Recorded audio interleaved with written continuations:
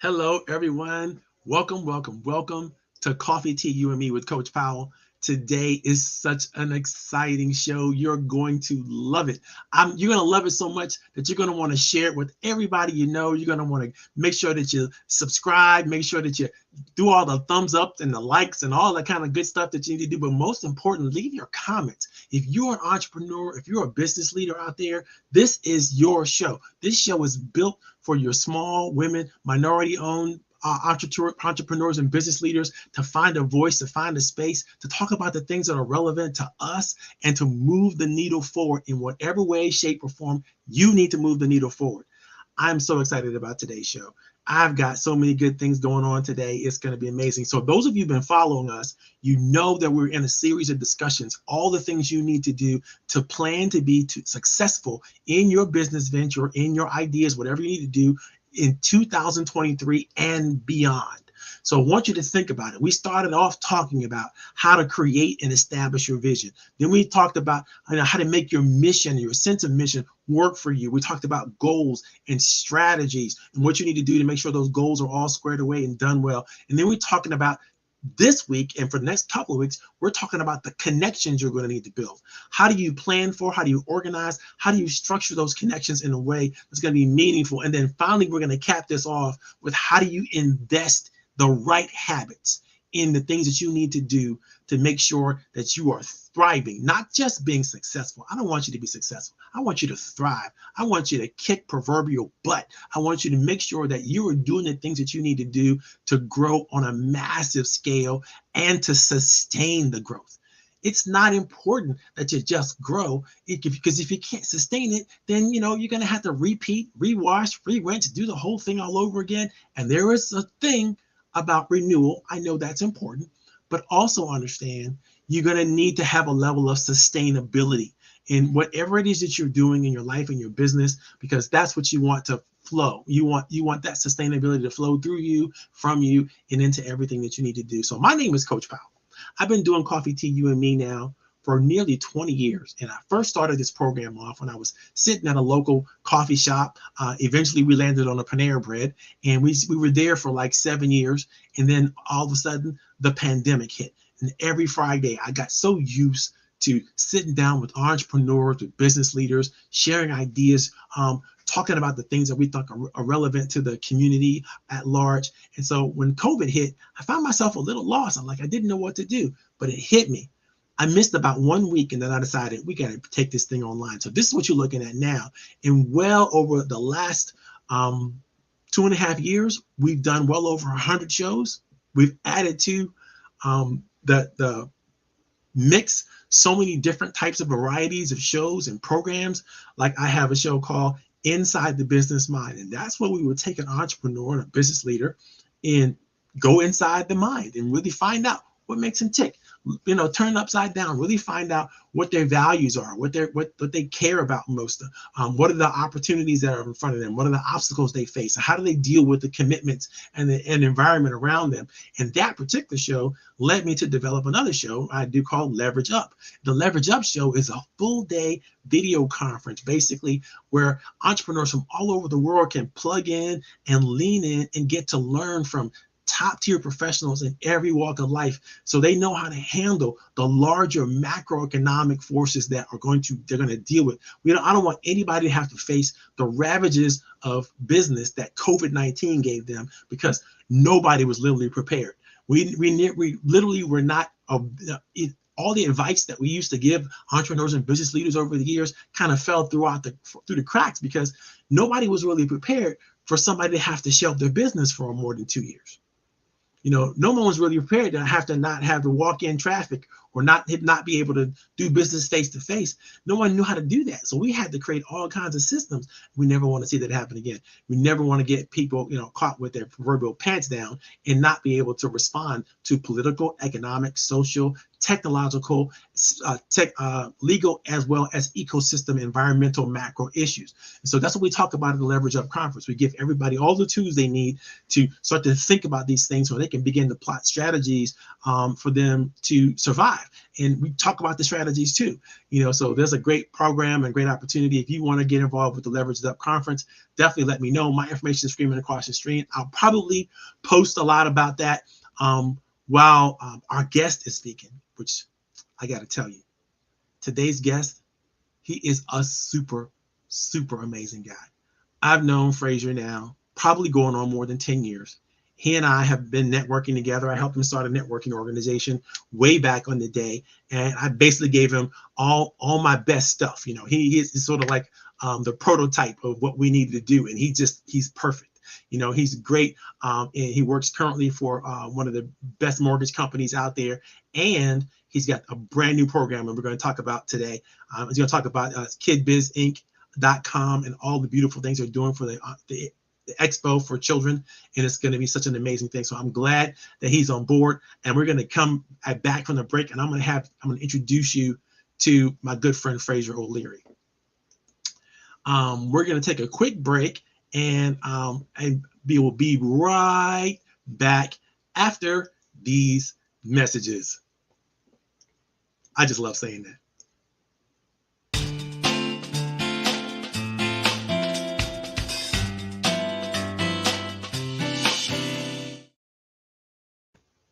Ladies and gentlemen, boys and girls, children of all ages, welcome to Coffee Tea, You and Me. I am Coach Powell. I am so glad that you decided to spend some time here with us. We're going to have a ball together today.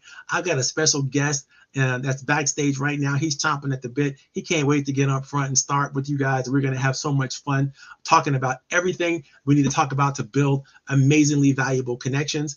And without further ado, let me introduce you to the man who needs no introduction, Mr. Fraser O'Leary. I might need an introduction. Hey, Marvin.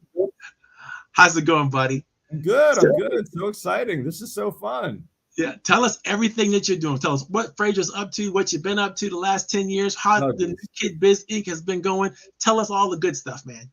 Oh, well, thanks. I'm very delighted. Marvin was talking about how long we've known each other. It was really fun because I stumbled upon his networking group, and then it just became a habit, right? Every week, I'm like, what are we getting this week? And every week, I'm filling up notebooks of stuff. And thankfully, I've been applying it and using it to grow my business and the connections like we're going to be talking about today. The reason that I'm on today is because I run a organization called Kid Biz, and the website is Kid Biz Inc. It's up there on the site or on the video. And what we do is we kind of do what we wish somebody had done for us when we were younger, right? To come and invite us, recruit us, inspire us, coach us, whatever, to unleash our inner entrepreneur when the time is best. And that's when you're young. When somebody else is paying your mortgage, when somebody else is paying your bills, that's the time to make mistakes. That's the time to take chances and all that stuff. And so what we try to do is we connect with schools, we connect with community organizations, we connect with homeschooling groups, we connect with youth services, centers and that sort of thing to invite kids to participate in youth entrepreneurship. And what we have coming up is on Saturday, May 13th, we have a Young Entrepreneurs Expo in Franconia. It's at Hayfield Secondary School. And we're going to have 100 young entrepreneurs from around Arlington, Alexandria, and Fairfax. We're going to have probably near 1,000 attendees, customers, right? For the kids, that's what we want. We want customers to experience these kids. And these are kids from age 6 to 18 with businesses from a little 6-year-old Daniel who paints rocks to kids from TJ who are building a robot, right? A chat GPT fueled or powered robot, and anything in between, whether it's babysitting or lawn care or graphic design, video editing, social media marketing, coming up with an interesting community initiative, an invention or a technology, any of those things, we're encouraging them. Anybody who is being an entrepreneur of any sort or wants to be an entrepreneur of any sort to get plugged in. If the kid that you know doesn't have an idea or doesn't have a product, we got lists of ideas, many of which require no money to start up. And we're giving them the most important thing. As we all know as business owners, The most important thing is, how do you get in front of customers? And that's what the expo is all about. And because we come from a business background, Marvin and I, one of the things that we're doing is we're going to kick off the event with a speed networking event. And this is a free event. We're going to have over approximately 200 small business owners, entrepreneurs, and sales professionals from Arlington, Alexandria, and Fairfax at the event. And our job is to get them there, get them a great speed networking event using the strategies and philosophies and methodologies that Marvin is talking about in terms of making it meaningful, and get them connected, sharing business cards, sharing information, building some partnerships, and then move them into the expo so that they can meet these young entrepreneurs and inspire them.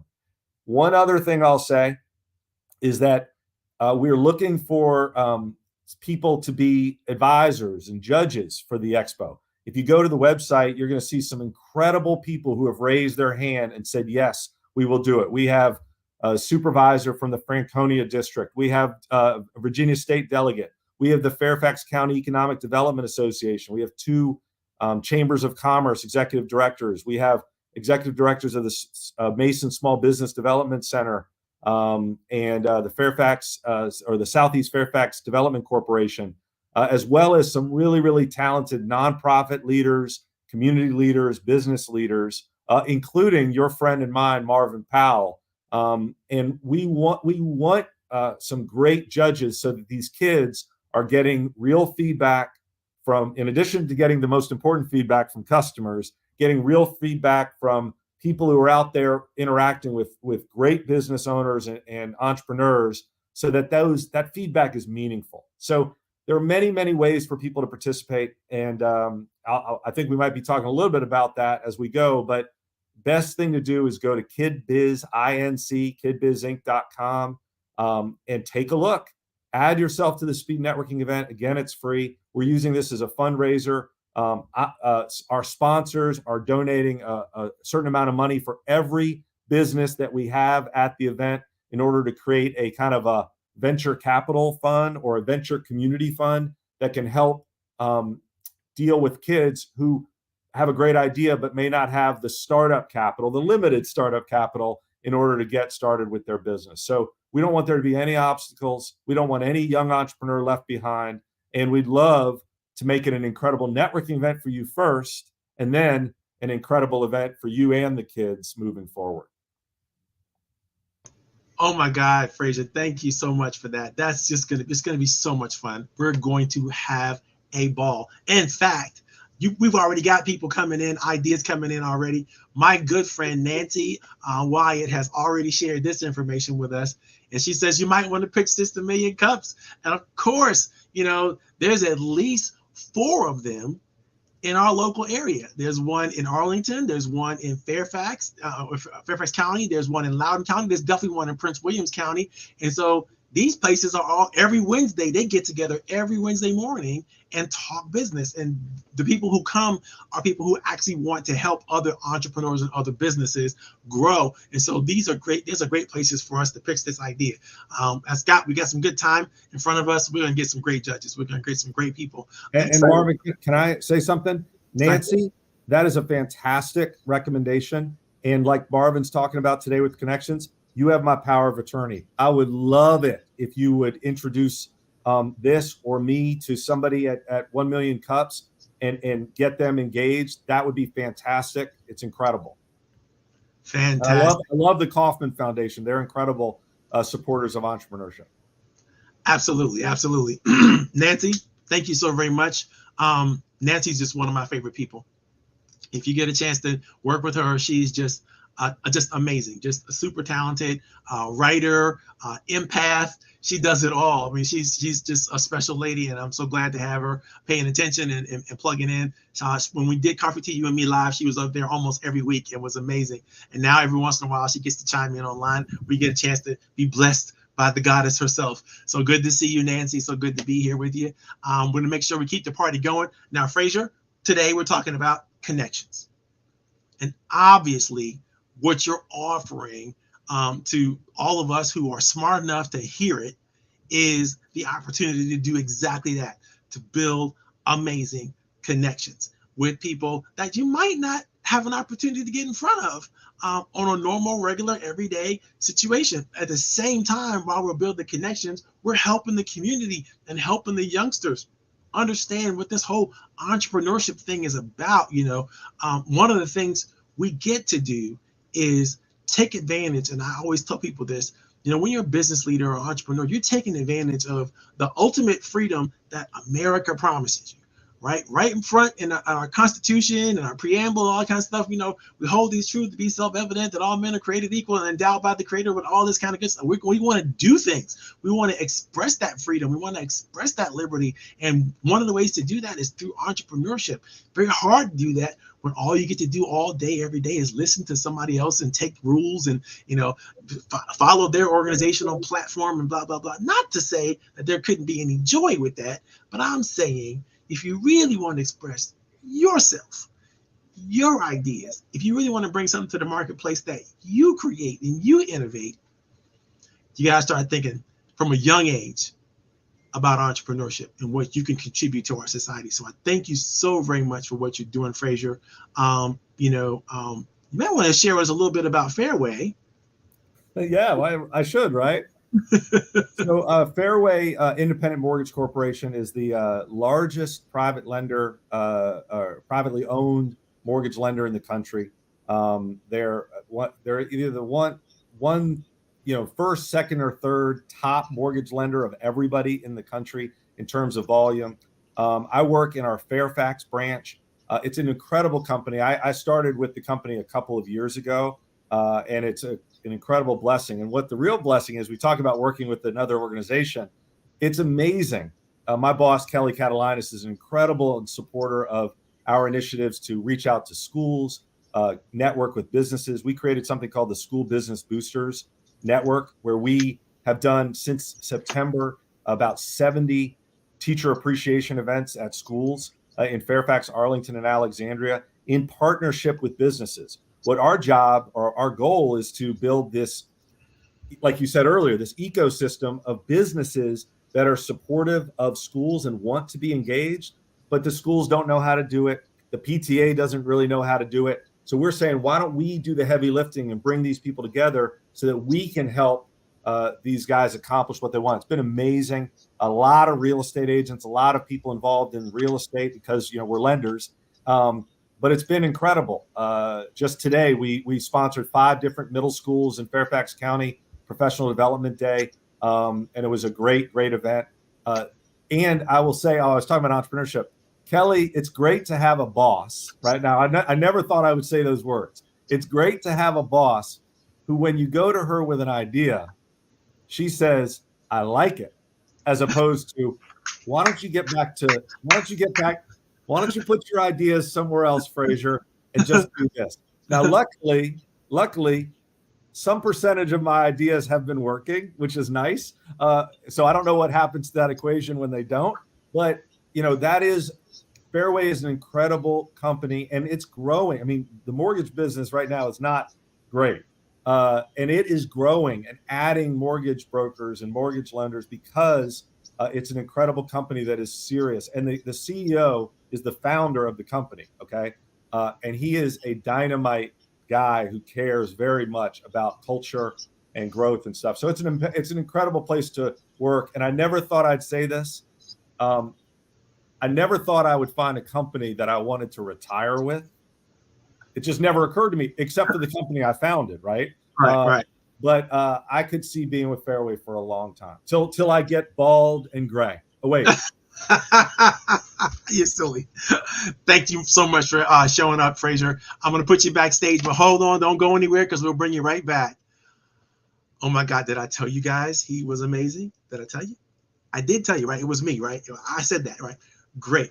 What we're going to do now is start to explore not just the benefits that I've been able to learn and share about the power of networking, but about the new neuroscience and the research that's out there about building connections. It's so super, super important. And let me just share with you some quick facts. And then we're going to get into some strategy and a little couple ideas about what it really means, and some other, from other places. The first thing I want to share with you is the fact that networking is important because 70% of all jobs are not even advertised on your job sites and all those types of things. You really get to meet those people and you get to know those jobs by actually going out, building connections, and then reminding those connections of what it is that you need, what it is that you're trying to accomplish. 82% of all US adults said networking is vitally important for finding a new job. I didn't make up this statistic. This came through LinkedIn. And by far, LinkedIn is one of the best tools I've ever created to really develop your online brand and online presence. We could talk about websites and all kinds of other stuff, newsletters and blah, blah, blah. But I found that building powerful connections on LinkedIn and then leveraging those connections, tremendously vital to any level of success that I've been able to achieve over the last 20 years. And we could talk about that at some other workshop or whatever we're going to do some in the future. You should also consider the fact that referrals make up 40% of new hires, new contracts, new opportunities. And so when you get a chance to build a strong, powerful network, and then you can leverage that network, all of a sudden, everything you want to do, everything you're trying to accomplish becomes so much easier because people are leveraging the trust that they've been able to create from the relationship. The connection is super, super valuable. And the last, and I think most important part of networking and building connections is the reciprocity. What that means is literally, if you want to be someone, you need to start to express that person. If you want to express a value, if you want to express some part of your character, you need to start showing up with that part of your character, not just for yourself, but for other people. If you're a courageous person, help somebody else be more courageous.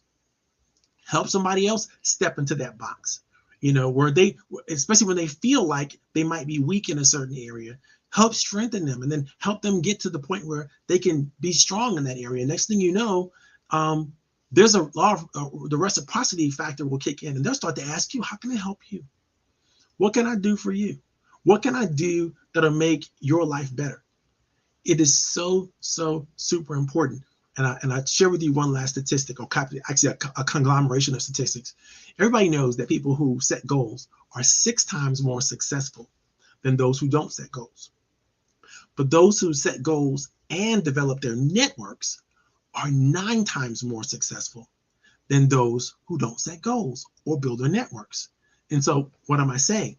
Hey, why not set goals about the kind of network you're going to build and what the network needs to do for you for 2023?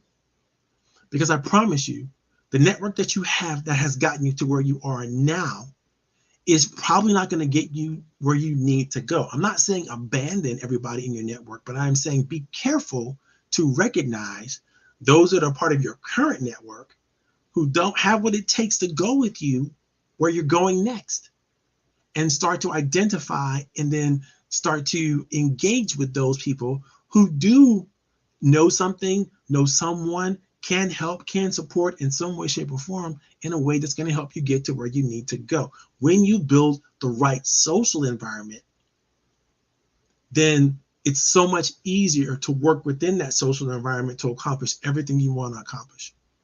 And you'll find that you'll be able to do something that's magical faster than most people will ever get there. So I'm going to I shared that a little bit with you. That's already in the chat. I'm going to talk to you a little bit about what I've been writing. Right? So I've been creating some new training and some new dialogue and some new specific ideas about networking, and more specific on building connections, right? How do you do it? Why do you do it? How should you do it? And today we're just going to talk about just the basic framework of what connections are and what they should mean to you, right?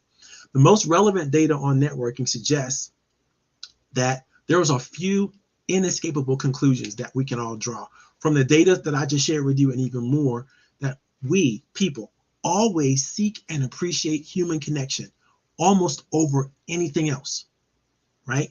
We seek it and we appreciate it, right? We want to be connected. We want to feel a sense of belonging. We want to know that we matter. And the way we know that we matter, the way that we know that we belong, is by engaging and being engaged with other people.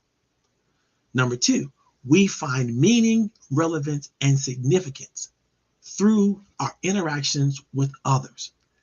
That's who we know who we are. That's who we know how to do the things that we do. That's how we know where we belong. All these things are all tied into the quality of our network. Now, I got to remind you, if you have a toxic network, you're not going to feel like you're a very meaningful person. If you have a toxic network, you're not going to feel like you're doing anything that has any level of relevance or significance, because you're not going to be getting any feedback from your network that validates you, that honors you, that shows you the respect and the appreciation that you deserve. It's not going to happen. But if you have a high quality network that is non-toxic, you're going to find that, again, that meaning, that relevance, and that significance through the interactions, through the engagement that you have with your network. The last point I want to make, number three, is networking is the most effective contributor to our happiness and our success. I'm going to say that again. Networking is the most effective contributor to our happiness and success. It's super, super, super important. Beginning with your interpersonal relationships, and then moving out toward the relationships you have with your community and with your nation. It all begins with your ability to create the network that you want to create.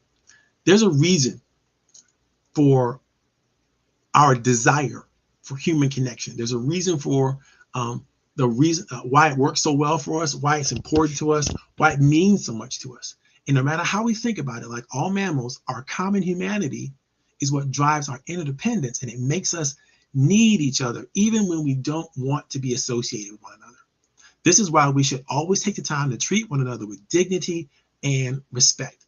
When I think about how important we are to one another, I think of some of the words of some of the great people and organizations I've ever heard.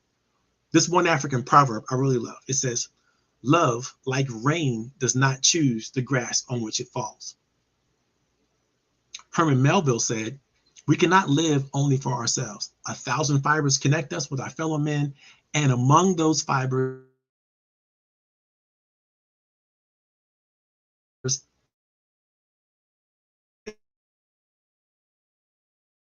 as we can do things that cause the great things that we want to have happen to us." Again, remember back to that law of reciprocity, right? Brene Brown, one of my favorite social psychologists in the world. If you haven't seen any of her TED Talks, go and check them out, like today, right? After we finish this show today. Brene Brown says, "I define connection as the energy that exists between people when they feel seen, heard, and valued, when they can give and receive without judgment, and when they derive sustenance and strength from the relationship." I can't think of any more powerful words, when it comes to building networks and what they should mean to you. All right, because we bond with each other through our social interaction, or even just quietly sharing the same space. It matters so much to us. This is how we help ourselves to feel strong, to feel nourished. It's how we ward off the emotional devastation of loneliness, and that causes a lot of problems within our society, right? So it's super, super important.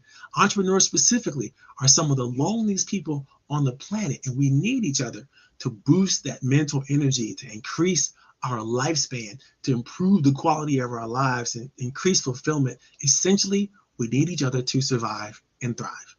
And if we're being honest, how many of us could really use a boost in any one of those categories?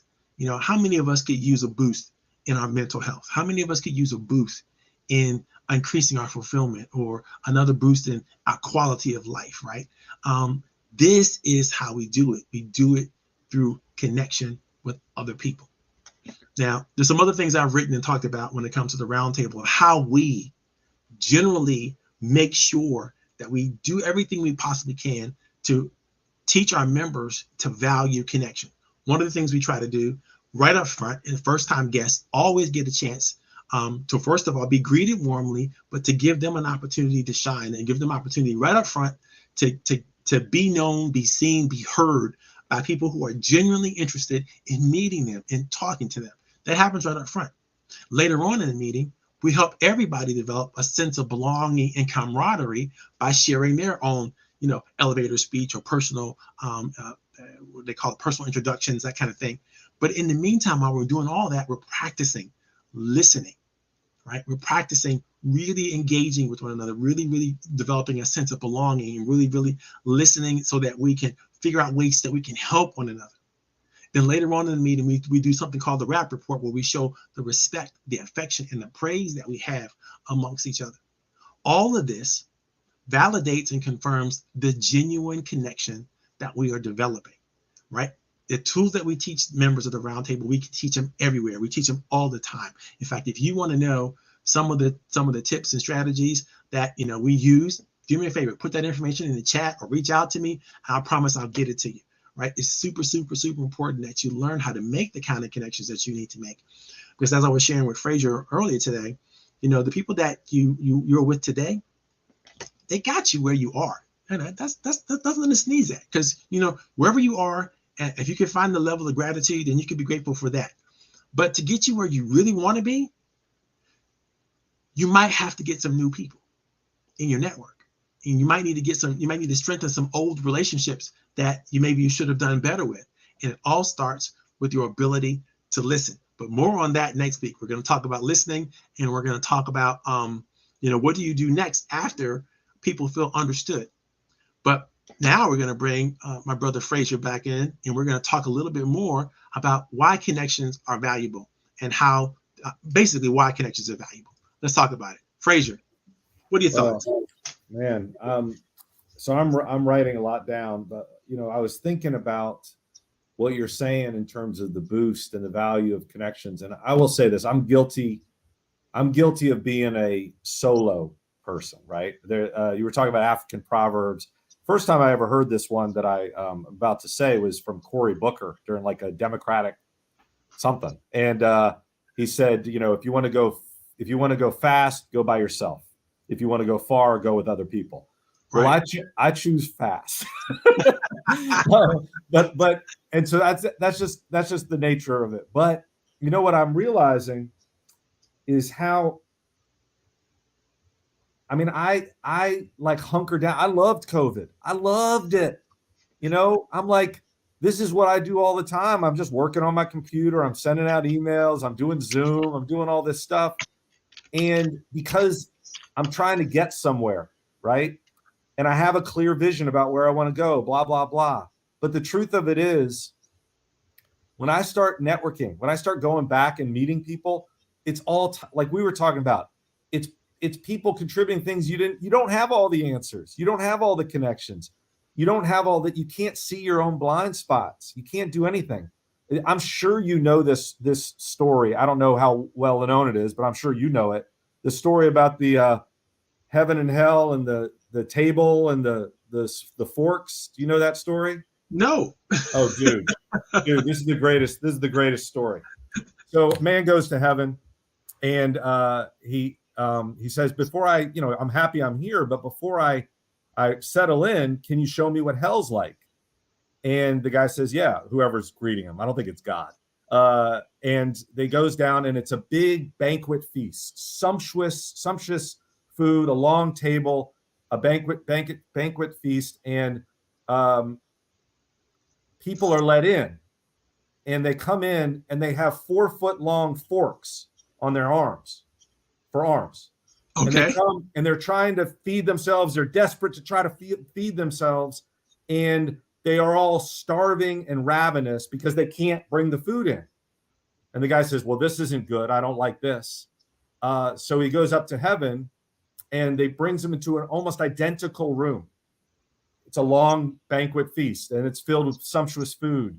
And people are let in, and they have the same 4-foot forks for arms. And the guy's like, what the heck? And he says, here they feed each other. And I think about that. I mean, that's what, when you're talking about rapping at the round table, and when you're talking about listening, like listening with an ear to how can I give to these people? Imagine if everybody in the room is a little bit clear about what they want, right? And what they need. they're expressing it with confidence and with the specificity that we were talking about earlier, and everybody else is listening, because you know that everybody in that room has 4-foot forks on their arms, but they're going to feed you and you're going to feed them. It's heaven. And the challenge is, I don't think we trust other people. I don't trust other people. And so that's what, I was also looking at how stagnant it is to be working in your lab, right? I work in my lab. I'm puttering away. I'm happy as a clam. Now, I've had some life disruptions that make it a little bit more exciting for me to go out. But when you go out and engage with other people can help you. They can get you. It's not just farther. They can get you places faster together as well. Absolutely. And ways that, you'll never be able to understand unless you go out and put it out there. Right. Not just what you want, but the desire to help others and collaborate. And there's that part of all of us that if we learn the value of, let me kind of wind this back a little bit. I first learned this lesson from listening to a great motivational speaker that's probably as old as dirt. He's long since gone now. But he used to say, if you give it out in slices, it'll come back to you in loaves. That's Mr. Zig Ziglar. Oh, yeah. And what he was talking about in that segment of most of his presentations, right, for 20 years, I don't think he changed it up very much. But what he talked about was making sure that you take your talents and you get in your gifts, whatever they are, and share them with other people. And don't be stingy with it. Don't be greedy with it.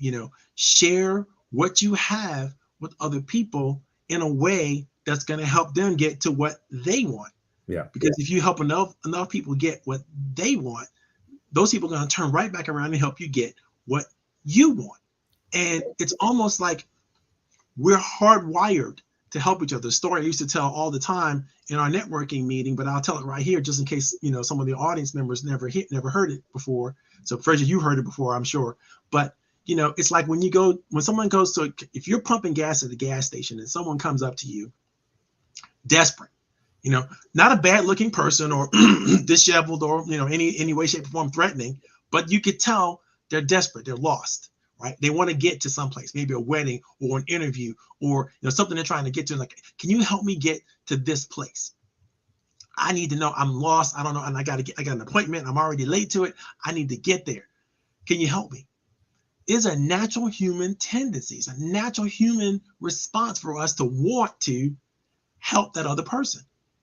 Even if we can't, even if we are not familiar with the area ourselves, or we don't really know how to get them there, there's a natural urge for us to do that. And so much so that we've already done studies on this. Psychologically, if we can't help the person, we actually feel frustrated. Right. We feel frustrated. And then we start rationalizing, how crazy it was for them to even ask us. Right. Because actually we feel frustrated. Yeah, they made us feel bad. Right.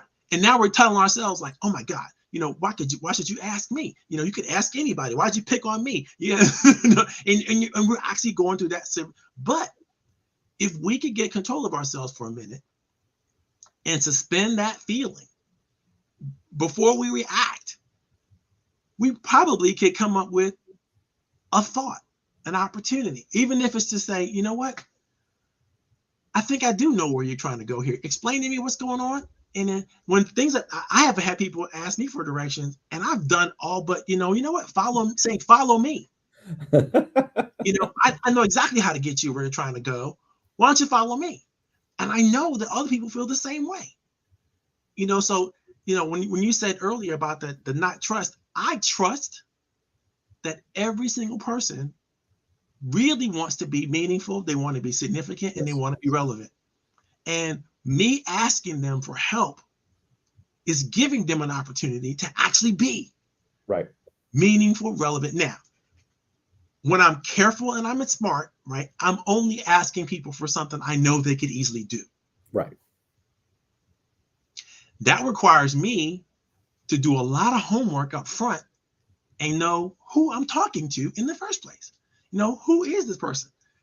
And today there is nothing like, and we're going to talk about this in another series, but you can Google anybody.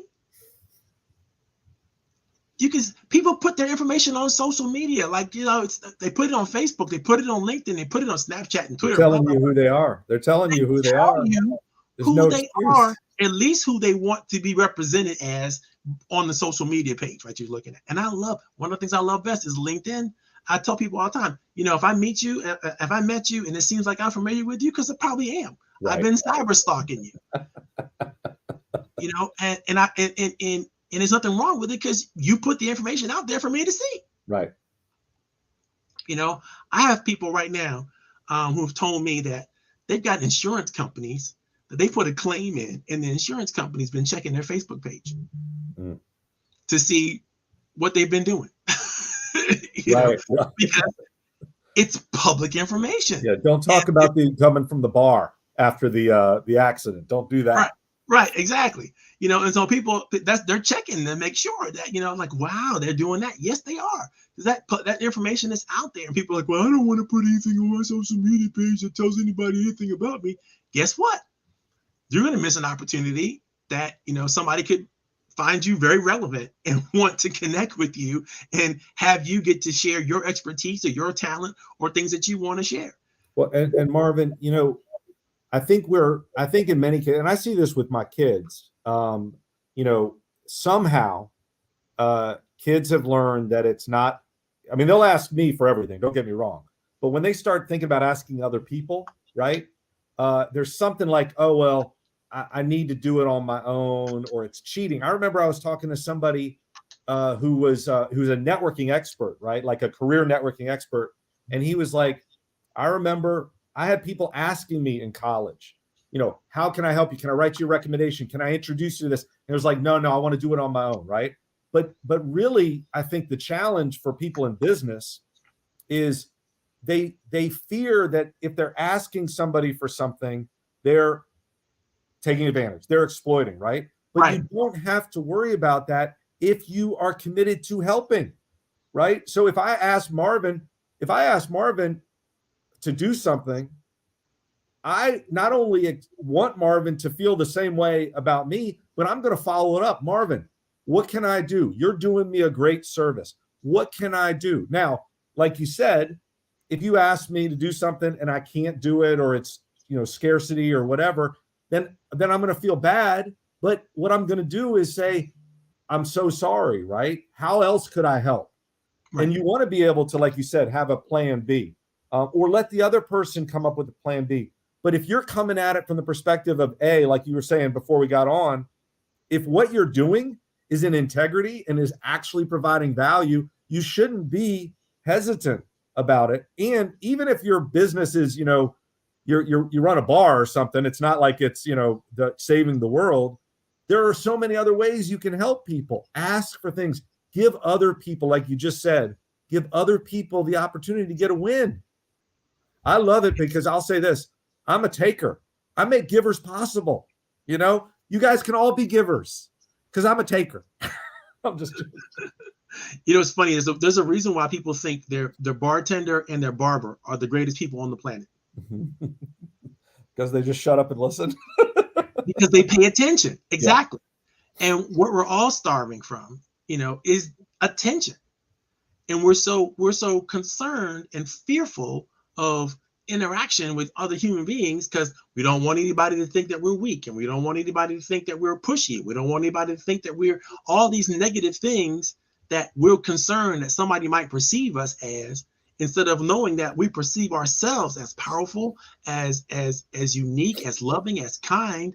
And, when you put that out in the universe, that's what you get back.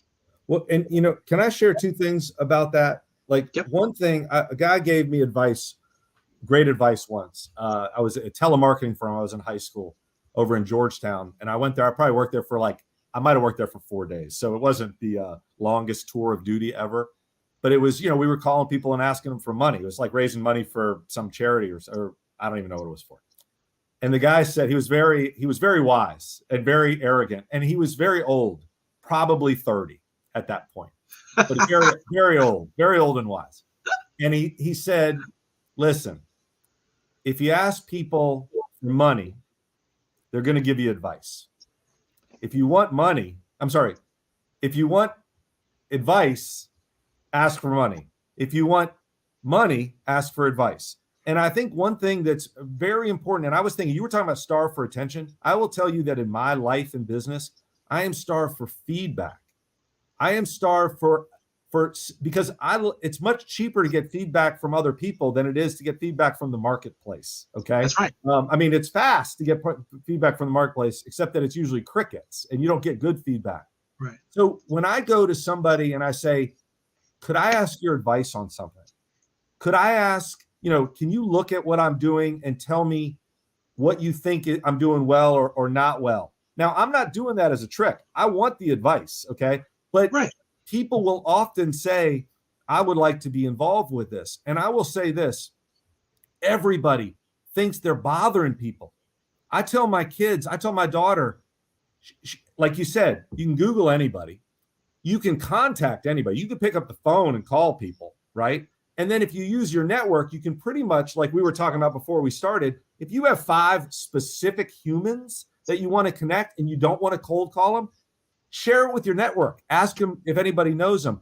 But people love to be of service. If you know of somebody, if my daughter who wants to she writes comedy, if you want to connect with a writer at SNL, through your network, you could. And if you go to them and ask for a job, they'll give you advice or they'll ignore you.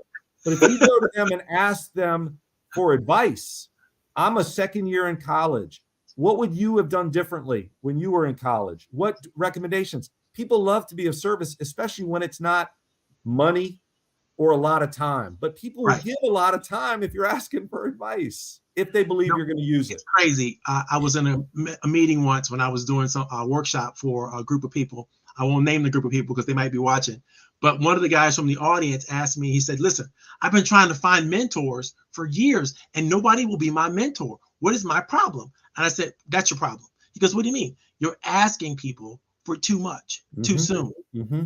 They don't know you like that. Marry me. Exactly. Exactly.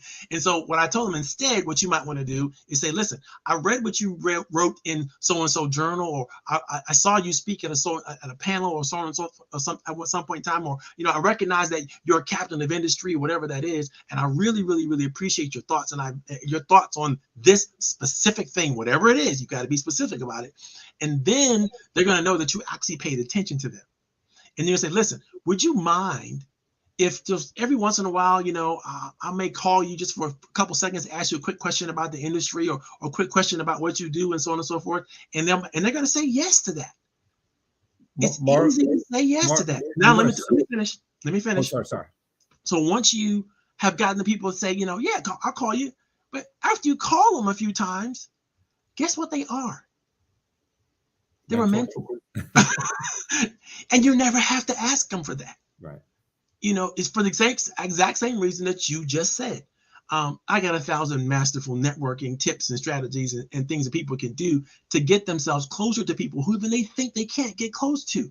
But it's not true. It's just in your mind. Yeah. Because we all put our pants on one leg at a time.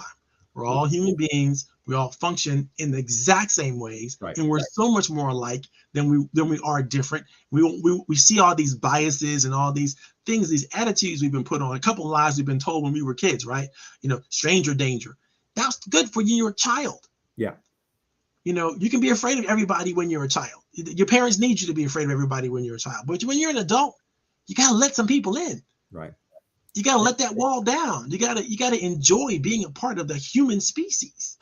And if you want to figure out other people, you have an opportunity to get a PhD in other people, and you're carrying your classroom with you all the time. Think about what impacts you, right?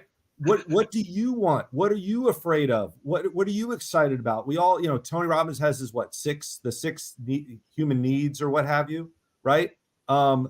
significance, connection, variety, or certainty, uncertainty, and then a few others. I don't remember them.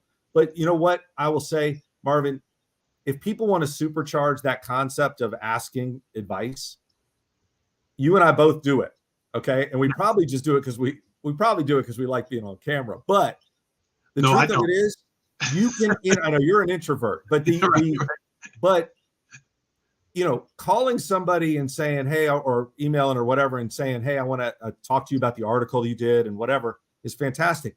Well, what if you interviewed?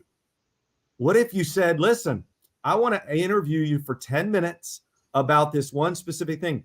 Nobody says no. I mean, that's not true. People will say no, but nobody that you're looking to connect with is going to say no, right? You go and I've talked to people that have no business talking to me, but I contact them and I say, I'm going to interview you. I'm going to share it.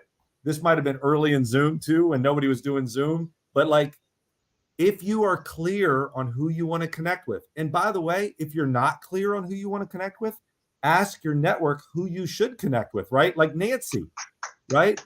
Nancy says 1 million cups. Okay. If I don't know who, I remember looking at Million Cups 4 years ago. So thank you very much for that reminder, Nancy. And I do want the introduction, but I can interview them about 1 million cups. I can interview them about networking, and I'll share it with my network. They're happy to do that for the same reason I'm happy to talk to Marvin. I'd be happy to talk to Marvin forever. But when Marvin says, can I have you on the show to talk about stuff? All I'm seeing is a good experience with an amplified benefit. And if you can give the people you're talking to an amplified benefit, the world is your oyster. Now, there's the technique you're describing is well written and documented by a gentleman by the name of I can't remember his name. Anyway, he wrote a book called The Millionaire Mind. He also wrote Networking with Millionaires. John Stanley, that's his name. So if you want to go out and get that book, he's got like 13 different roles that you could play that will strengthen your techniques and your. We'll talk a little bit more about that. What was Napoleon Hill? What was Think and Grow Rich? All he did was interview people. That's right. I mean, he went and talked to the Rockefellers and the Carnegies and those people, and they talked to him willingly because he provided a megaphone. Who could you provide a megaphone for?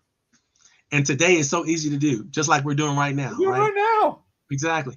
Anyway, I gotta go. We gotta get the show on the road. Thank you so very much for coming through today, Frazier. You have been absolutely delightful. Nancy reminds you that she loves that quote that you said, just quotable. You're carrying your classroom with you all the time, and so she's gonna steal that one. Nancy's an old school teacher, so she knows all about this kind of stuff. So it's so good to see you.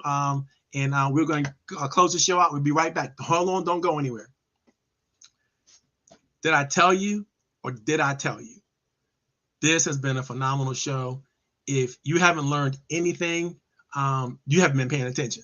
And so let's get on the ball. Hopefully you had a great time. I know I did. This is Coffee Tea, You and Me. We do this every single week. If you want to go back and check out any of the shows, you can check us out on YouTube, on Facebook, on LinkedIn. Look at all the back shows that we got. Sometimes we're going to replay shows. This one I know I'm going to replay maybe 4 times this week. I'm going to rebroadcast it because it's that powerful. And I want you to take a look at what we're going to be doing in the next few weeks. We're going to be really, really exploring how do you build this network that we're talking about? How do you get these connections that we're talking about? How do you keep them? How do you grab them? How do you hold on to them? How do you use them correctly, not abuse them, and grow as a community, as a family, as a business community? So hopefully you'll pay attention, and we look forward to seeing you. I had a great time. I'll talk to you later. By the way, this is my new whiteboard. You see my new whiteboard? I'll put something up there for you guys next week. Talk to you later.